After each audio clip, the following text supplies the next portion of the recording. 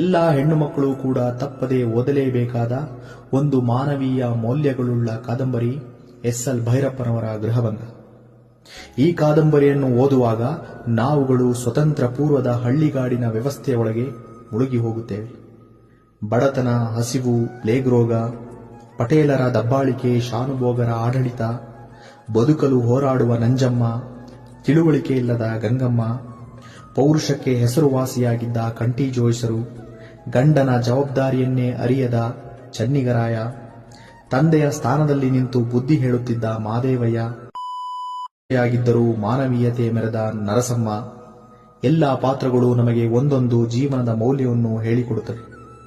ಈ ಕೃತಿಯನ್ನು ಓದಿ ಮುಗಿಸಿದ ನಂತರವೂ ನಂಜಮ್ಮನ ಹೋರಾಟದ ಜೀವನ ಅಚ್ಚಳಿಯದೆ ಮನಸ್ಸಿನಲ್ಲಿ ಉಳಿದುಬಿಡುತ್ತದೆ. ತಪ್ಪದೇ ಎಲ್ಲರೂ ಈ ಕೃತಿಯನ್ನು ಒಂದೊಮ್ಮೆ ಓದಿ.